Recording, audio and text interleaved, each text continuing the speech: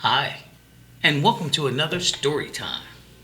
I'm glad you've decided to listen in because even though art imitates life and vice versa, there is no fictional story that can match the authenticity of the real thing. And this right here is the real thing. By the way, while you're here, hit that like button. Share this story time channel with those you love, and subscribe to the channel so you don't miss all the great content coming in the future, including the next chapter. So, this story is called My Accidental Coaching Gig, and I'll explain that, or you'll figure it out during the story. It's about my first coaching experience, which, by the way, was a kind of a put your money where your mouth is type of situation, if you know what I mean. But in the end, it wound up being a, yeah, I did that kind of result, if you know what I mean. At least that's the way I seen it. But you know how the universe works.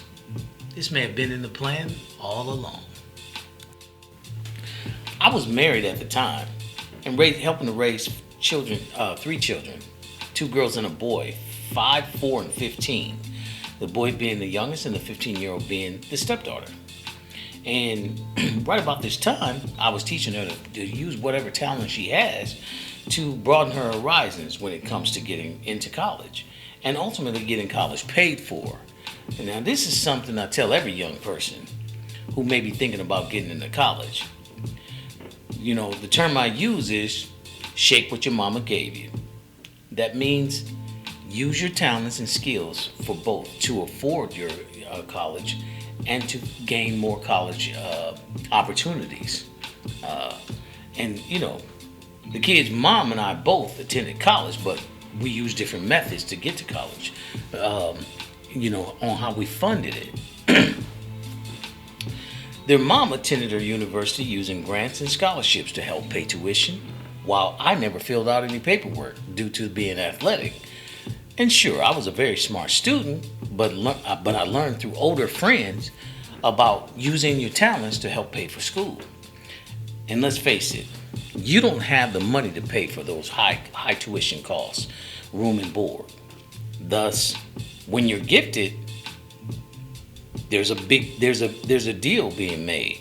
The school makes billions, and in return, they give you a free ride on college costs. Sounded good to me even back then, even today. Although I do love the NIL better. So back to the story. My stepdaughter, to this point, she was in dance studios and singing, which she was by all accounts an excellent singer and dancer. I mean, yeah, she's all that, right? And, you know, by the time she turned 14, it was time to start having conversations about where she wants to go to continue her education. Now, if she wasn't going to, shake what your mama gave you, her choices for scholarships was going to be limited. Knowing this, I felt now would be a great time to get her involved in something that would give her a better opportunity. So I suggested she play sports or an instrument. At least this would be something that she would help her pay for the next level in the event she becomes good at it. She was hesitant at first, but I have a way of putting things into perspective that just makes sense. By the way, this conversation started when she was 13, not 15. That's also when I started teaching her how to drive on the weekends. 15 was the continuation.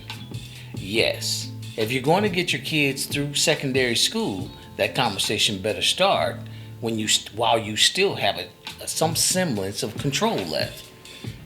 So we got her, because otherwise they're going to get dates and boyfriends and girlfriends and all this other crap, and what you say is going to go through one ear and out the other. They ain't going to do nothing in most cases. So you have to start that conversation early when you still have some form of say-so, for lack of a better term, right? So we got her signed up for basketball at her community center, where she started out with a traveling team. Look, I grew up going to the boys club every single day. And you don't want to know how I feel about traveling teams. Okay, I'll tell you anyway. Biggest waste of time ever invented. And I'm not sure who came up with it, but I guarantee you this person he didn't have parents in mind. Number one, you spend too much time and money chasing kids around town to play meaningless games. Your kids are not even good yet. And traveling has nothing to do with them becoming good either. Number two, good stationary teams focus on practicing, not playing in games they haven't practiced for. This is horrible. I will say this though, those who came up in the ranks in traveling systems, they have to be some of the best there is because they basically played more than they practiced. And anyone who plays sports will tell you that's a bad idea. If it wasn't, why did the pros practice more than they play? But it is what it is. And it's all we had to go on. Because nowadays, everything is about costing the parents time and money. But we began to travel and play, and eventually this would pay off. She began to create her own shot and went from bench player to starting in games. I was excited for her, and I knew this could lead to something much bigger. Now, did I want her to become a WNBA player? Absolutely not. This was a business decision, not a dream. Nonetheless, I was taking her to games all over the city and coaching her from a parent's perspective, the routine stuff, getting them to believe in themselves, setting goals for them to achieve, which ultimately teaches them the art of setting goals for themselves and achieving them, and pointing out how well they're doing. The usual stuff. The fatherhood. Fatherhood is a thankless job, but somebody's got to do it. She began to grow, and I was watching it from a front row seat. It was great. So great that on one of our many talks on the way home from practice, I told her how proud of her I was of her progress. And I went on to ask, by the way, what college are you thinking about attending when the time comes? Now, I know what you're thinking. She's only 14. Why would she be thinking about college at that age? Here's the ugly truth. Most kids miss college opportunities because they start too late. I know because where I came from, they didn't even speak about the Ivy League, and I only knew about them from watching college football highlights on Sunday mornings. Yes, the Ivy League sucked enormously in sports back then, especially football. Nonetheless, these were the creme de la creme of academics. And I didn't know any of that because we weren't taught about that information back then. Thus, if you want to have a chance to attend a school like Harvard or Yale, you'll need to be getting your kids ready for that starting in about the 6th grade. No, for real. You'll need a resume by that time by the time you're a junior, you'll need a resume that says at least 10 pages of all the things you've done to make the world better. That kind of stuff. I kid you not. Because you'll be competing against those who do have those kinds of credentials at age 16. It's like losing the spelling bee. I myself learned about the Ivy League schools and their academics with only a year and a half left of school. Once I found out about MIT, I was ecstatic. I rushed all the way to school. I rushed to school the next day and went straight to my counselor's office to find out what I have to do to get in. She looked at me as if I told her a joke.